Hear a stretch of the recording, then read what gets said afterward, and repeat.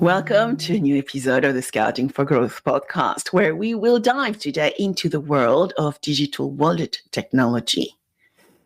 Did you know the global digital wallet market was valued at over $2 trillion in 2023, and today it is on track to exceed $7.8 trillion by 2030 at a CAGR of more than 20%. It is an incredible opportunity for businesses looking to captivate customers through faster, smarter, and more secure digital interactions.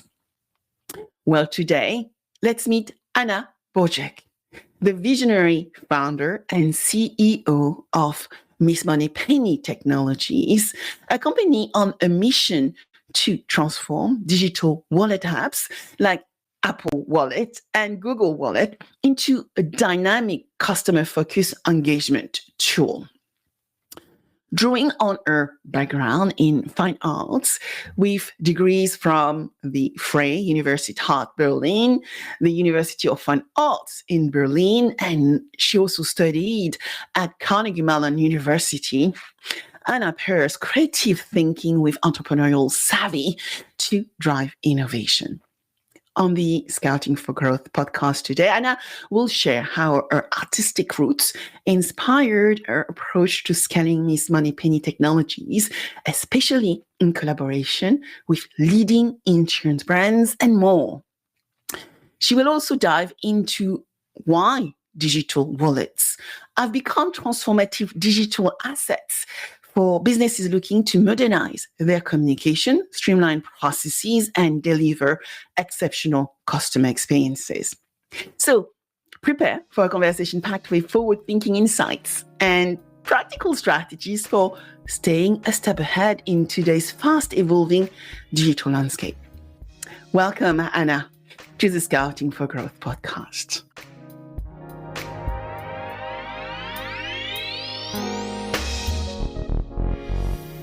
Hi, Anna. Thank you so much for joining me on Scouting for Growth. It's a pleasure. Thank you for having me, Sabine. So let's start with what I call the origin story.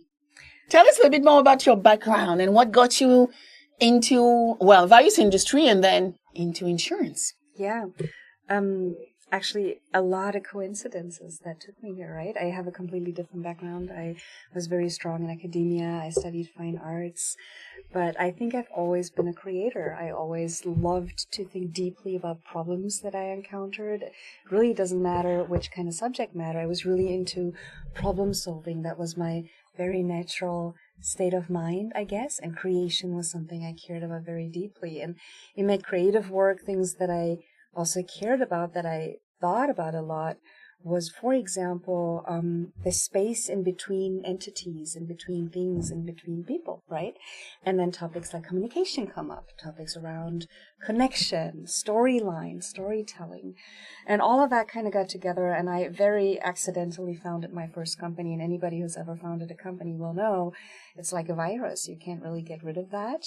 You just jump into problem-solving mode, you jump into creation mode, and that, if that is something that is very close to how you work as a human being in general, then that just sticks. And I kept in that kind of area for a long time, building technology, using my artistic background as really a foundation. And then I got into insurance, which was a lucky incident. I think it's important to understand that you come from a fine art background, right? You studied culture and conceptual art. I did. Yeah? I did. And I also went to art school. So I went to a number of different universities. But one of those universities I went to was art school. I went to the University of Fine Arts in Berlin, which is a very special education because they don't lead you in anything. So it needs to come within yourself. It needs to be your own inspiration. It needs to be your own drive. It needs to be your own resilience. And you need to be very resourceful. And you need to create your own problems and then fix them. And they just really, they then evaluate mercilessly what your outcome is. But the point is really, and I think this is so helpful if you want to be a founder. So I do think this is one of the best preparations for being a tech founder I could have ever gotten as an education. whilst you're creating problems, you have the tendency to also create problems where there is no available solution, maybe not even a tool to solve them. And then you start creating those tools that you need to solve the problems you've just created. And that is exactly the same thing as a founder. And I think the other thing that really comes in handy, and I have that in common with my co-founder, Vinny, who also has an artistic background, if you will. He's a Vinny. architect. Yeah. Okay. You know him. Yeah. He's wonderful. And what we have in common, I think, is that we really learned this practice of critical refinement, building something up with all the ideas you have, building upon it, but then noticing when the time has come when you have to look very intensely at it and strip away everything that isn't essential to the core of what you intended to do, the real solution behind it, and then essentially destroying everything that you don't need. So we have this habit together that we are very strict with putting things away and giving things up that don't work. So there were times when we trashed hundreds of thousands of lines of code just because we suddenly had the moment where we really understood what we should have been doing.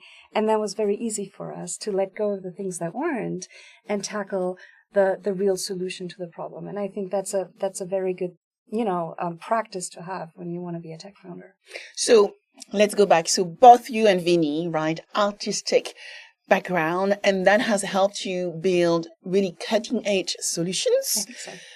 And make them really simple, right? Simple to use, simple for the customer to utilize. And so tell us a bit more about Mark, right? Because there's Mark as well as part of the triad. I think it's called Triad, right? Yes, we're a band.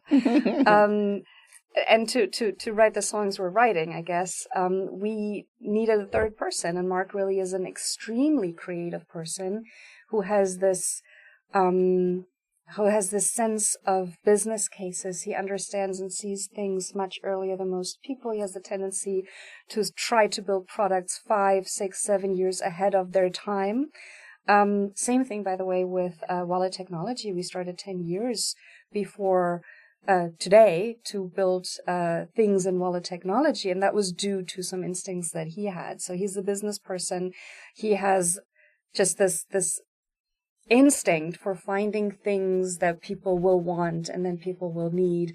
But he has those very, very early. He's one of the people who also adopts new technology extremely early and sees structures that other people don't see. So the three of us together, I think, are pretty fantastic team, and I love working with those guys. It's a pleasure. And I've not spent as much time with Vinny, but I spent a lot of time with you and Mark. And I have to say, Mark is such an amazing person, kind person, but also a very focused person. And, as I would say, a project manager, very transparent. It's Sabine, we are not going to go for the next 2 or 3 months because we have to do all the things and we have to travel to all those conferences, but we'll be back to you. So tell us about Miss Moneypenny Technologies. Why the name? Because when I saw that name for the first time, I said, that is such a cool name for a company. It really, honestly, it was a red wine decision. We needed a name really fast. And we decided within a few hours and a bottle of red wine, and then that kind of stuck. But it's not really it doesn't really lead the product that we're doing right now. The product that we're doing right now is Wallet Studio. That is the brand that we're trying to push because it also speaks much more to what we're doing. When we started using the name Miss Moneypenny Technologies, our focus wasn't even on wallet technology yet. We were working with wallet technology, but that was just one little element in what we initially were doing. So what is a gap you have been trying to tackle, right? You already mentioned that you are building the Wallet Studio. I mean, does it mean that Miss Moneypenny Technologies is or are going to change their name to Wallet Studio, ? But what is the gap you are trying to alleviate? What was the problem you are trying to solve for when you actually shaped the company and decided to move from one industry to the insurance sector? Yeah, it was actually quite a long story because it started 10 years ago. And But I think one thing that stayed the same the entire time was that we recognize that we're in a world with information overload, I guess, with overwhelm, and that there is information with very different qualities. There is information that has the quality of being maybe very fleeting. Maybe we don't need it very often, but when we need it, we really need it. Or it may be very small, or we may just need it for a very short amount of time. And this kind of information never really had a home. And it was never really presented to us in a way where it had the capabilities of then being very helpful when I need it, right? So we had this recognizing that this kind of quality of information was out there. And we were thinking from the beginning, well, actually, the digital wallet could be that home. And it could provide, if we put some effort into it, it could provide the capabilities of reducing the chaos, the stress, the overwhelm that we're feeling. That was the one thing.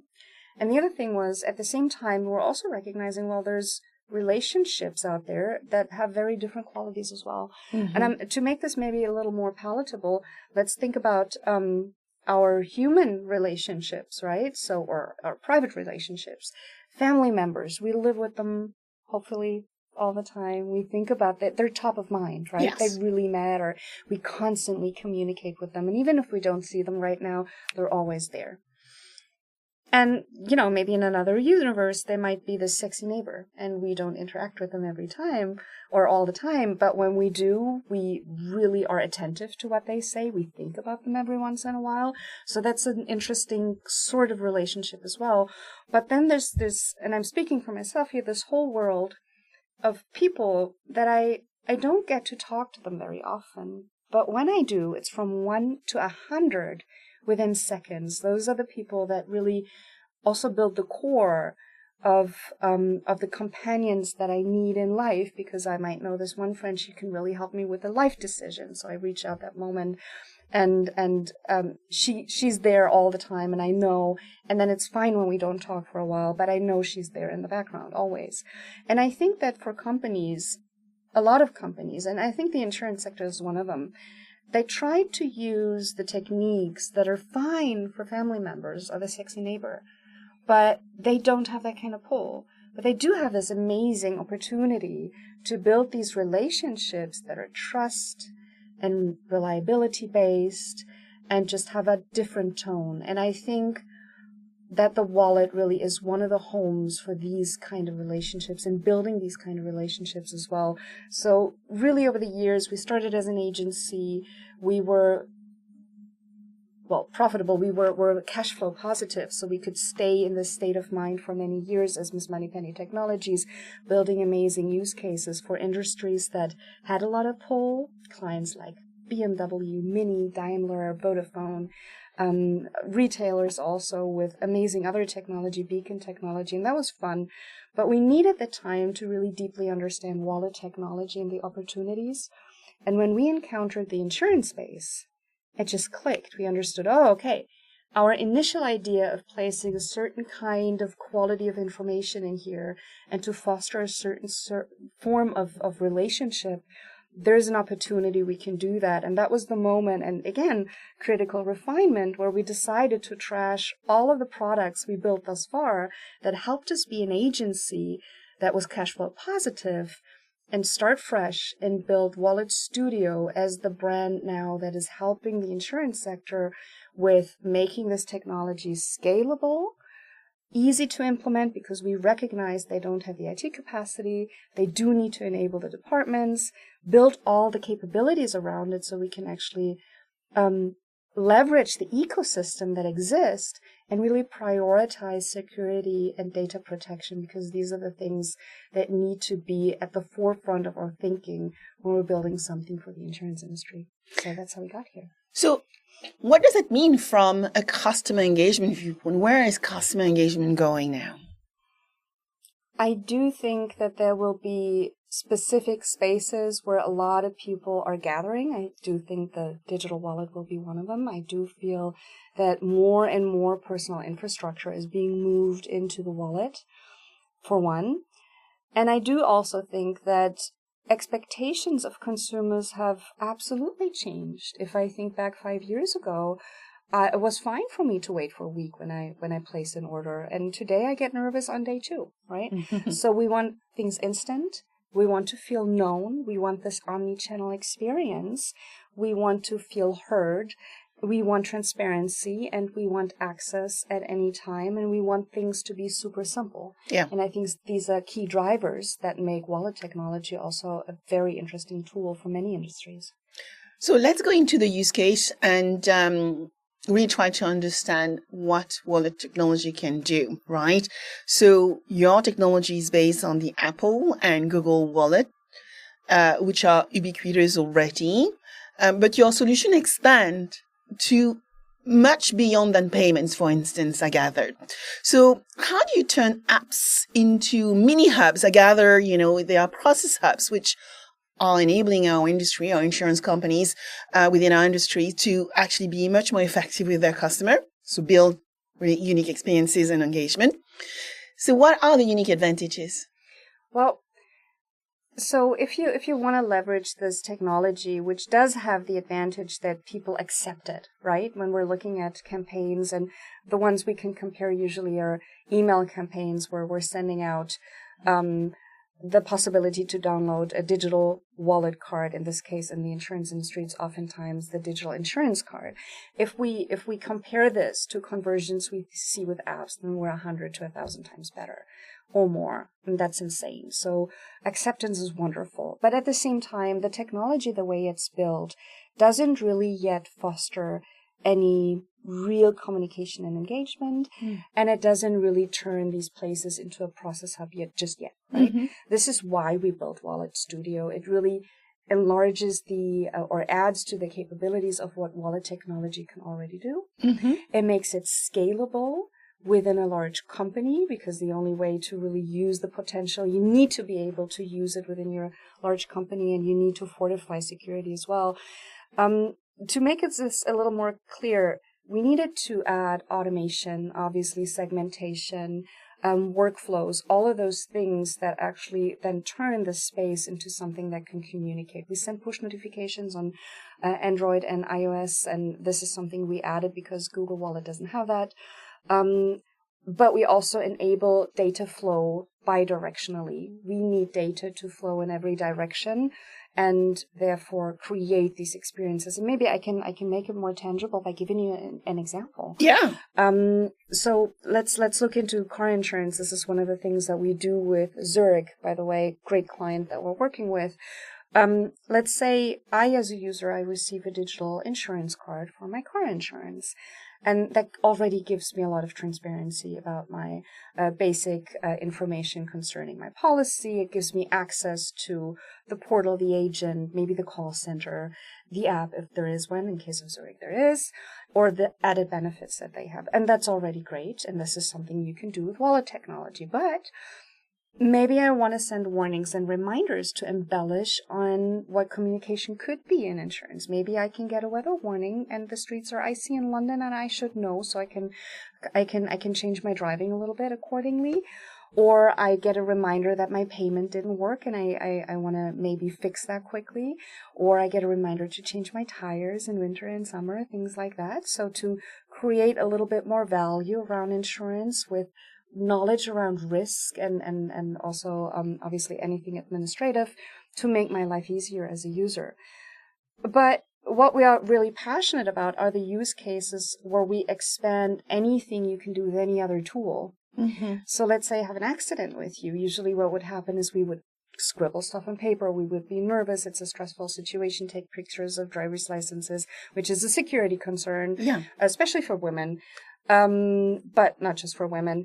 And now I can just let you scan the QR code of my digital insurance card, and you would receive a digital accident card, and that would trigger an automation in our Wallet Studio, and then we would both receive push messages that then pull us into the claims process that Zurich has, and then gives us all the information until the claim is done. And that's just a very different user experience. 100%. And by the way, the cost savings are substantial as well, because what people do when they're unsure is that they go berserk, and they create costs and confusion. and a bad feeling on their end and everybody else's end that is just completely unnecessary when we know how to help them. And we might even have the structure in the existing ecosystem. It's a question of bringing that to the client and allowing for communication and keeping that during the time when it's really needed. Mm-hmm. You already mentioned that privacy, or here security, is very important. It's already embedded within the wallet technology. So how do you ensure compliance while delivering personalized customer experiences? Well, as you can tell, I really care about personalized, engaging experiences, but that can never come at a cost of security. 100%, right? That's one of the reasons, by the way, why we use Apple Wallet and Google Wallet, because these are very robust infrastructures, right? And then we're expanding on that with a lot of technology on our end, just to name some of that, encryption or regular penetration testing. We look intensely at cloud infrastructure and data residency. But we also very simply ask users what they want. What kind of information do you want to have? What kind of data should I process? And we give really the user the opportunity to change that with just a click and opt out or opt in. So we have a client that actually has some power over their own data, and we care about that. And especially when it comes to the cases I just described, right, with sharing data, we need to make sure that we're only sharing the right data to the right parties, and that the second it's not needed anymore, we'll delete that. Yeah. So we make data work for us, but we also make sure that we reduce it to zero the second that we can. And that being said, obviously the insurance industry is highly regulated, as it should be, and we are playing that same game, right? We're obviously compliant with DORA and GDPR, and we're putting a lot of effort into being ISO certified, and really our entire software development process is built accordingly to best practices to really ensure and prioritize security, which makes it more complex for us to bring new functionalities into our platform, but it's very much worth it. Yeah, there's no doubt. And so you already mentioned one standout project with Zurich Insurance. Can you share more on those initiatives where you are talking here about customer engagement, customer experience, but actually wallet technology can be applied to many processes across the insurance value chain? What else can you share with us around where we can apply this standout technology? Well, let's take a different use case. Let's look at Ergo, right? We're having a wonderful collaboration with Ergo, and this is one of the use cases I really adore because it's such a good example of how you can really bring value to a customer's life. You can really optimize processes. And at the same time, you can leverage the things that you already have in your ecosystem, that you already have invested in. So it's a travel insurance. It's an emergency insurance card for travelers. The main problems that travelers have and that travel insurers have are around when the case happens, when somebody gets sick. So I, as a traveler, when I'm on vacation, I get sick. That kind of screws up my vacation anyway. So I'm in high pain. I'm super stressed. I'm in a bad mood. And then all of these insecurities come into play. I might not speak the language. Healthcare systems are very different. So which doctor do I have to go to? I don't want to have bad implications later because I saw the wrong doctor. Even if I find out which doctor to go to, how do I get in touch with the doctor quickly? Yeah. And even if I do, then I'm insecure about the costs because I have to upfront the money, right? So all of these things make me as a customer in a situation, remember, I'm sick right now, or a family member is, I'm in pain. It's just a very bad situation. I should feel covered by my insurance partner, but I don't, right? And on the other side, for a company like Ergo, a travel insurer, billing processes are an absolute nightmare. There's a lot of fraud. It's usually extremely manual. It might be very call center heavy. Yeah. And it's probably not very efficient. And the costs are through the roof. So it's bad for everyone. But then, we have this wonderful partner that Ergo's already working with, AirDoctor, who have an amazing product. It gets customers in contact with a doctor who works in international standards very quickly, and they handle a lot of the billing. So it's amazing for everyone. But as a consumer, I have to know that it exists. I have to remember during the time that I need it that it exists. I have to then search for it, find it, register, find my login data, which is somewhere. Who remembers where their login data are, right? Right. And again, it's during a time when I'm not well. So too many hurdles that prevent me from actually using a service that would be so beneficial to me and so beneficiary to my insurer as well. So what Ergo did is they went to Wallet Studio and they simply built an emergency card, a travel insurance card.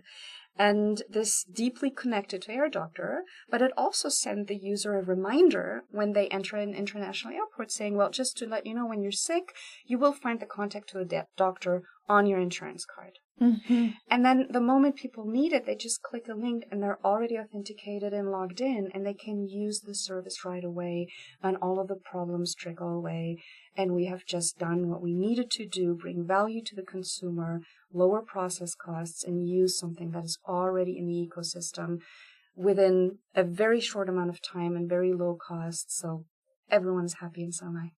So it's interesting because, most insurers, many insurers, let's say, because you have some of the Fortune 500, which have already understood how to deal with customer experience, but still there's so much to be done because most insurance companies are built based on margin acquisition, a lot of M&A, so Sure. A lot of legacy systems, and so therefore a lot of redoing to actually really be up to date to drive value with the customers. But many insurers struggle with poor customer engagement and poor customer touch points. So how do you help them with your platform to turn transactional interactions into meaningful engagements? I usually tell them to not just think about the transactional interactions that they need to have, but add on to that as well, right? Because they have the proprietary knowledge of risk and risk prevention, and they can share that and bring value to their users on the one hand. But apart from that, when we're thinking about how users expect to be treated, then it's a lot about transparency. It's a lot about getting information that I want to have quickly in an extremely reduced way, in a very immediate way. Mm-hmm. So thinking about claims, I just want to be up to date. And we've seen that in the numbers, that even with claims that take longer, and of course it's awesome if it's instant, but for a lot of claims, there is regulation or just processes why things take longer. And we have seen that customer experience goes up, Mm-hmm. NPS goes up, loyalty goes up when users just stay informed, even with more lengthy processes. And staying informed doesn't mean that I get a message at the very beginning, okay, thank you, we've got your claim, and one at the very end, by the way, we're reimbursing you now, but or we're paying out now, but I need to actually understand, or I want to have the feeling that I'm in somewhat of control as a user. And it just helps me if I'm being updated on a regular basis of what is happening. And we see that this really helps. And it goes beyond that. I just want to know that my insurance expires in 2 months. I do want to know that. And I want to know that I'm now being covered. These are things you can communicate in a very reduced way that really change how insurance is perceived, because it sends the message of, we got you. Yep. We've got you covered.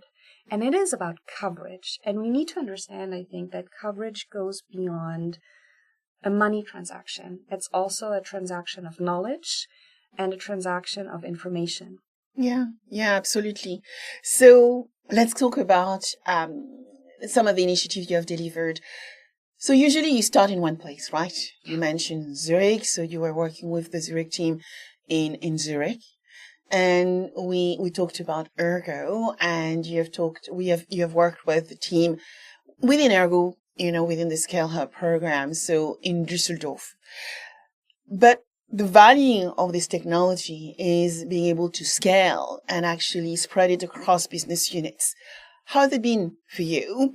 And what are the lessons learned you could share with our listeners around what it takes to scale with major, large corporations and enterprises? Yeah, sure. Well, I think what you have to realize, that doesn't say anything about your own capabilities of scaling, but what you have to realize that scaling in a large enterprise is a multiplayer, multi-dimensional game, right? There's so many things that have to work together to scale your solution and to deeply implement it into the solution landscape so it can be used across different business units. And for us, that really matters, right? We want to be working directly, or we want our technology to be used by business units because they know best. They understand their products. And then it helps if you're working with a company, obviously, like Ergo, and they have an initiative and looking for solutions that are that really bring a measurable business case, that have proven good outcomes and results, and that actually align with strategic initiatives. And you should always look for partners who actually have the things that you're trying to sell in their strategic problem-solving mindset right now, right? There is a thing like bad timing. There really is. But from there, what you need to look for, I think, is a translator. And one of the initiatives that Ergo is taking right now is really making room and installing a team that works as ambassadors and translators that understand the business cases deeply and are able to then leverage that to other business units, but also catch the attention of top-level management.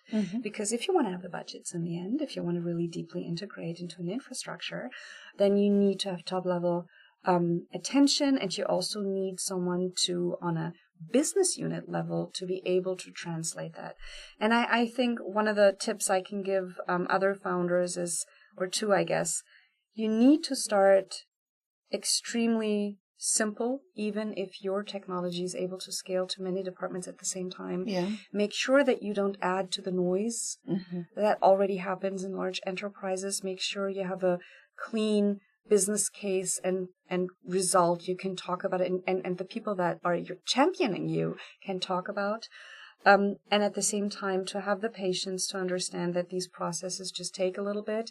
If you want to be deeply integrated, then there's much more to it than what you think at first glance. And it's really your job to help people get that achieved, because change in a large enterprise isn't something small. Yeah. So I'm just looking at one of the stats I found about the digital wallet market.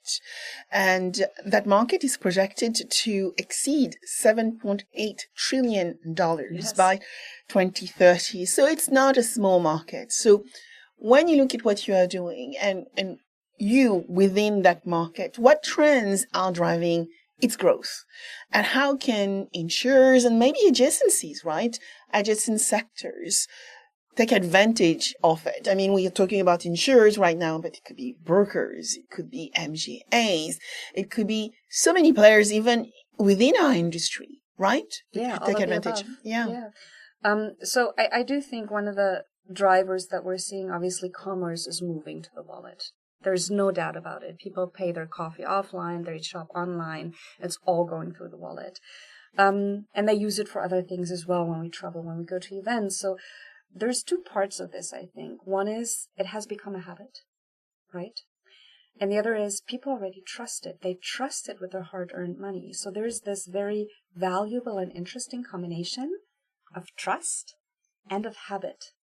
And I think that's the kind of space you want to place insurance in. And at the same time, when we're looking at how did adoption happen with digital wallets, well, people say it's the pandemic, and yes, that has been a catalyst, but we've been working, as I said, we've been working with this technology for 10 years now, and as early as 2017, we had adoption rates of 50%. That was at a time where people didn't realize they had a wallet app on their phone, right? And what we think is behind that and drove adoption then and will continue to drive adoption, and there's a link to insurance I'm going to make in a second, is the simplicity and the reduction, and those things helping to reduce the overwhelm that we have when we consume information. Reduction and simplicity. And when we're looking at the insurance space, and let's just, shift our gaze to neo-insurers like GetSafe. What do? They really reduce information in their user interfaces. They make it comprehensible. but then they also open the gateway to dig deeper if you need as a consumer. Mm-hmm. And I think using these spaces, especially for traditional insurers, MGAs, also brokers, as a place where you can provide reduced information to consumers, a place that they trust, that they interact with every day, and then use that for communication and for the processes that need to feel secure because you're their insurer, is just the greatest opportunity out there when it comes to customer interaction right now. Yeah. And we are seeing also new technology coming to market, as we know, artificial intelligence, generative AI, but also the ability to automate at scale, Yes. but also augment people's quality of life, let's say. So when you look at the wallet technology and all this emerging or frontier technology coming to bear, how does this capability come together within Miss Moneypenny Technologies? Yeah, not to beat that drum, but I'm going to beat that drum. I do think that AI assistance will be something very important in our lives in the very near future. I mean, for some of us, they already are. I know for you, I know for me, but I think that'll expand. And I also think that as, for example, voice assistants are getting more sophisticated, that'll just add so much more simplicity and ease and reduced energy for certain things in our lives. And so I think it's playing in the same direction. For me personally, it's like coming full circle, because we started working with wallet technology actually when we built machine learning based recommender engines in 2014. We built engines that were supposed to, or that did give you a personalized recommendation, and then you could store that in the digital wallet. So it was the recommendation, the machine learning tool was a jumping off point into wallet technology. And I think, first of all, we were too early. And second of all, we had it the wrong way around. I think it's going to be the other way around. I think the digital wallet will be the central logged in way to enter all of those different applications of AI. I think they will keep us constantly connected to AI assistants. And I really, for me, it's just so rewarding to see this initial vision now materialize, that we're seeing these kind of advancements in AI. And of course, we're using AI in our platform to embellish on user experiences and also to help our clients get their results done in a much leaner and faster way. So the two examples we've talked about from Ergo and Zurich are very much what we call P&C, property and casualty, general insurance focused. What is the opportunity for leveraging wallet technology within the life insurance space? I think in life insurance, we have those long contracts. And during that time, basically, wealth is happening. Wealth is being is being gathered, right? Mm-hmm. And we're providing security for ourselves when we get older. We're providing security for our family members. And to not have the experience of my wealth growing, but instead the experience of paying and not really seeing that happening is I think, a lost opportunity. Also to place other products that are emerging around the product I already bought. Yeah. And the other thing is we talked about claims and regulations. And especially in the life space, we have beneficiaries who, when it comes to the final stage, when there needs to be a payout, the regulation usually drags that process along for a very, very long time. And during that time, for one, the beneficiary hasn't been part of the policy before, right? That's sometimes the first time they get in touch with it, because it's been a piece of paper in some binder. So there's also a lost opportunity to connect to other users of the policy, apart from the one, the policy holder. But also we keep those people in a limbo of communication when there is a great opportunity to use wallet technology to keep them informed and have them have a somewhat nicer experience regarding something that is very emotional. Yeah. Yeah, partly when you start looking at life insurance, we call it life, but really it's the reverse. And so therefore very, very emotional and often draining part of somebody's life. And, that's why the product is so important. Now, we've been talking about Europe, really, but you have team members in Asia Pac. And so, and you're investigating also entering the US market. So can you tell us what leads to wallet adoptions in other markets and how regions differ from one another when you look at the usage of wallet technology? Yeah, if we're looking at other countries, especially Asia Pacific, right, then we have to recognize that adoption of wallet apps and super apps is through the roof. I mean, look at China with Alipay. Look at, if we're talking about Vietnam, it's Momo, right? People use those apps all day, right? And there's new ones popping up and they have great traction pretty early on. So very, very interesting markets. For us personally, moving into this market or these markets, not on the immediate horizon. Why? Because if we would, I would strongly recommend we look into also integrating with those wallet apps as well, because we want to meet the users where they are. But that, of course, then means that we have to go through all of these security measures that we already did for Apple and Google. I'm not saying it can't be done. I'm just saying that's a large project.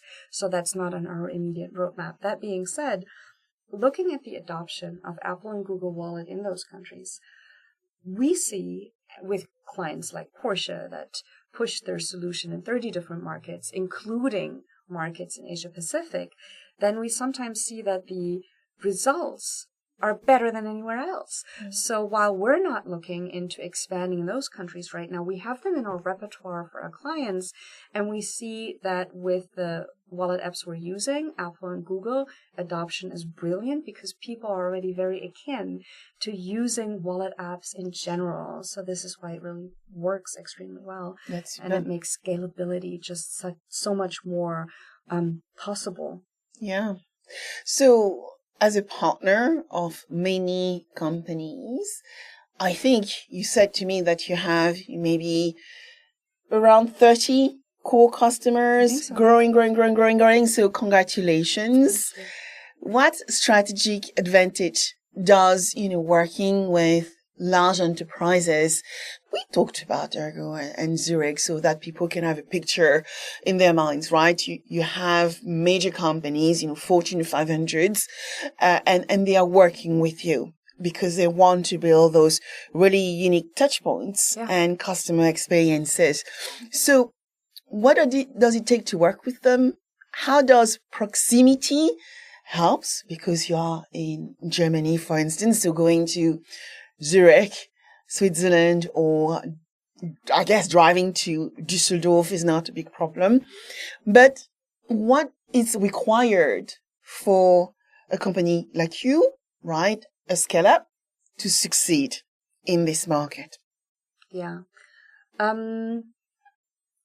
So yes, you do need to be in constant contact, and it does make sense to see each other on a regular basis. There's just so much information, and anyone who works in a remote team, and we have a remote team, knows this, that you have to frequently see each other because some of the most relevant information doesn't happen in a scheduled meeting, right? So you have to look for those possibilities to see each other, to spend time, and also spend time outside of the meeting and the agenda, right? But what I do think is when looking into working with large companies, enterprises, I think one of the things startups need to be very aware of is that you don't match with everyone. You don't want to match with everyone. It's fine. When we were still in agency mode in the 2014, 15, 16, certain clients were great for us, right? We work very well with them. But if you want to build a SaaS product, there's a different kind of company you want to partner with. And you probably want to look for the ones that have some experience in working with scale-ups, startups, ventures, that actually want to collaborate, to strategically collaborate with those, and you will know who they are because they constantly communicate that. They actually let people know. And as soon as you start working with them, you will find that they are investing in the structures of making that possible. Zurich is a very good example, and I just talked to Joel Augard from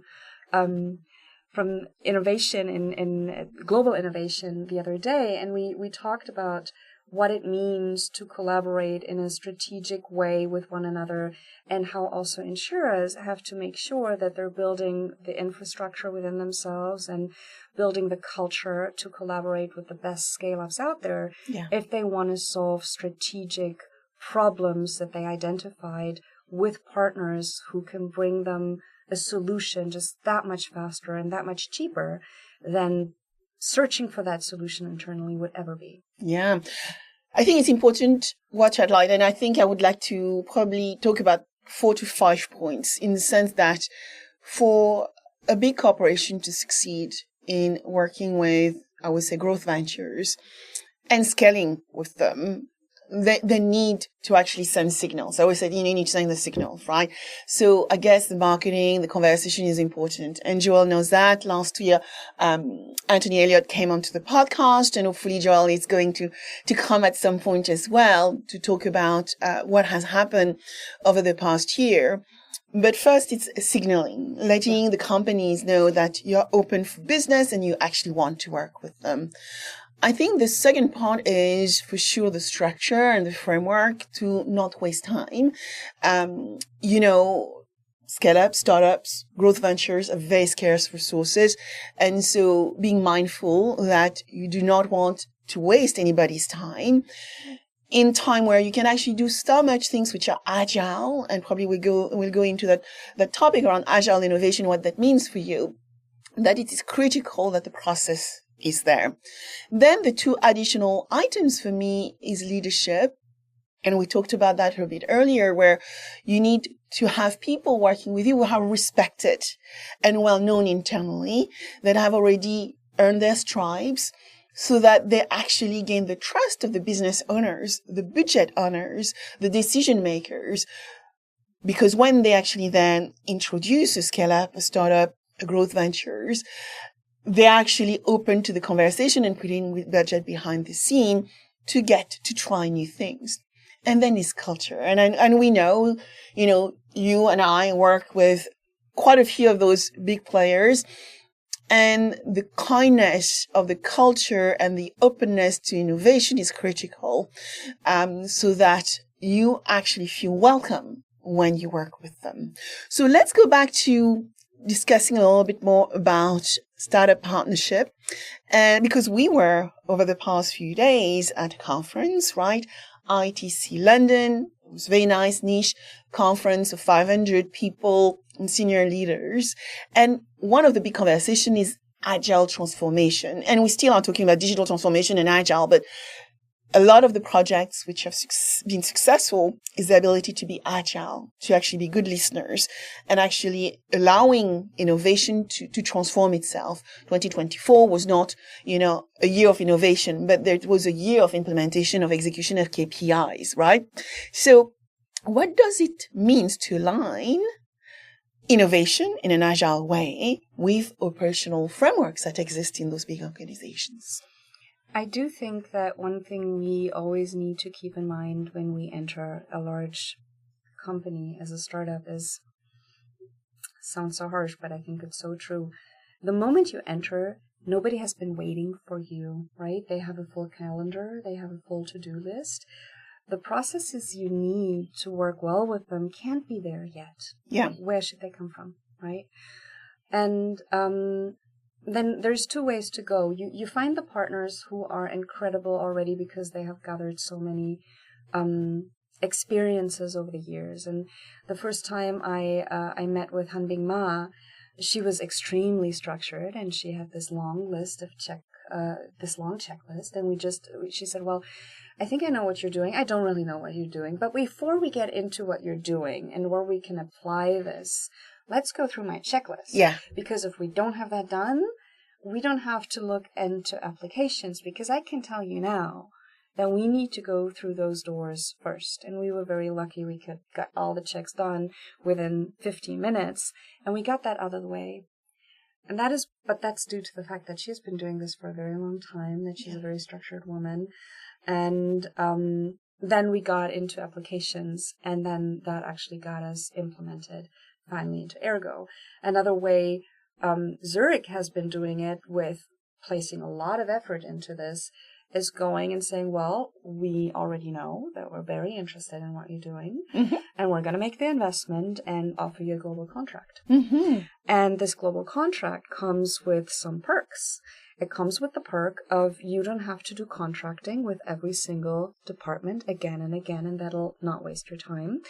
And it'll come with the perk of we don't have to do cloud approval and security approval for every single business unit. To get that out of the way means then suddenly you have the capacity to actually talk about innovation. Get the job done, right? Which is why we love this MSA, right? And master service agreements, and that allows us just to get the job done rather than just spending hours in contracts. Right, exactly. And as soon as you have that done, then you can go in and say, well, we have so many different departments and product lines and countries in Zurich. I mean, it's a large enterprise. Then we can start working in a more agile manner with these different departments, because we have a lot of the painful stuff out of the way. They have the security and the backup from the global headquarters, and then we can actually go and think about innovation. Yeah. Because we know things are covered by a department that actually has their eye on those details, those important and crucial details. And we don't have to fall back into a waterfall situation with every single one of those clients within a big corporation that we're working with. Yeah. And that's where, agile methodology versus waterfall becomes super important, because this is about the speed of implementation and the ability to scale. But if you have the implementation done, right, then you can talk about scaling, because if you have to do it over and over and over again, repetitively, then you never get to think about what kind of feature could we actually discuss, explore, and then exploit together that would make this customer journey that much more valuable, or that would lower costs more significantly. You need to get those things out of the way, and you can really learn from those large enterprises that are really good at it. And by the way, just as a tip, every single client that isn't as experienced in those things, I experience them as being extremely open if you talk about best practices with other clients. So it really helps finding those few out there that are able to work with you that way, learning how these kind of collaborations are happening, because they're different when you're building your own product. It's a different collaboration. But once you've got best practices with your specific product, and it's different for everyone, I guess, then you can take that as a learning, and you can take it to every new client, also the smaller ones, the MGAs out there, the small carriers. Yeah, absolutely. And so to continue on this theme around, scaling requires to rethink how we contract, how we can actually remove execution paralysis, right, from the organization. And so looking at the lessons that you've learned through your experience working with multiple clients in multiple geographies and large Fortune 500s as well, what advice would you give to our listeners, young ventures? Yeah, apart from keeping it simple in the beginning and focusing on one thing and making sure that this is communicated well, I'd say resist chiming into this sad, sad song of bad data quality and missing IT capacities at large enterprises. It doesn't help. We all know this is a problem. How you should tackle it is really think about whether you could be the one solving that. Whether you could be the one solving it by finding the right partner who actually has this capability. And I'm telling you, they're out there. Yeah. Or whether it means you should go back to your own product and consider, if you keep encountering this problem that they just don't have the data, well, can you provide the data? Can you provide the data that they can't really now invest into implementation? Well, is there a way to use what you're doing without implementation? And that's something we did very early on to build a tech-free launchpad so we can get started with our clients right away without bothering to talk to the IT department first and to bring proof before we then talk about implementation. So there is already a sense of security behind that. And I'm telling you this as if it was easy. We encounter this ourselves again and again. And we just recently did, end of last year, where we said, well, why isn't this happening? Well, because that is happening. Well, couldn't we have built that? Yeah, I think that's 2 weeks. Well, what's wrong with us? Right? Mm-hmm. You encounter these situations where you basically are confronted with your own knowledge and you haven't leveraged that as well. So being very open to these signals of things coming up again and again and thinking about how they could be creatively solved in a different way than the obvious one, I guess the waterfall kind of thinking, is something that even if you're a startup, you have to relearn that, which is so incredible to me. I haven't done anything else the past 10 years, and still sometimes I'm just confused by my own ignorance. You are so funny. So my last question is, what's next for Miss Moneypenny Technologies? What I'm really excited about this year is that I can go back into exploratory mindset mode, learning mode, because I'm going to look at the US market. Yes. I'm going to look at the UK market. Super. And find out how we need to change and how we can help in these markets. They will be different. I know they are different on many levels. I think we can bring a lot of best practices from the companies we've been working with. 100%. But I'm so excited about starting fresh again on a certain level and relearning what I think I know. And I really hope that from being exposed to these different products or the same products that come in a different dress, that I learn and I can bring back a lot of knowledge to the clients I'm already working with in Europe or around the world. That's wonderful. So tell us, if some of our listeners want to get in touch with you, Anna, with Mark, with Vinny at Miss Moneypenny Technologies, what should they do? Well, they could come to walletstudio.com and get in contact with us there. You will find me on LinkedIn. And please do get in touch. We love talking to people, learning from their experiences, and seeing how we can be partners or just learn from each other. Well, Anna, thank you so much for joining me on Scouting for Growth. It was a pleasure. Thank you, Sabine.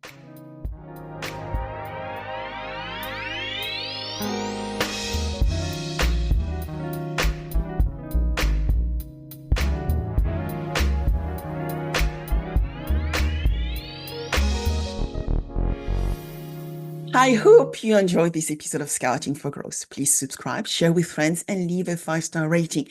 Your rating is so valuable. I review all of them, and my team help me adapt content to meet your needs. Also, connect with me on my preferred channels. I am a B2B growth expert, so you will find me on LinkedIn, Instagram, and Threads, and X as well as Blue Sky. All information available below. Until next, keep scouting for growth.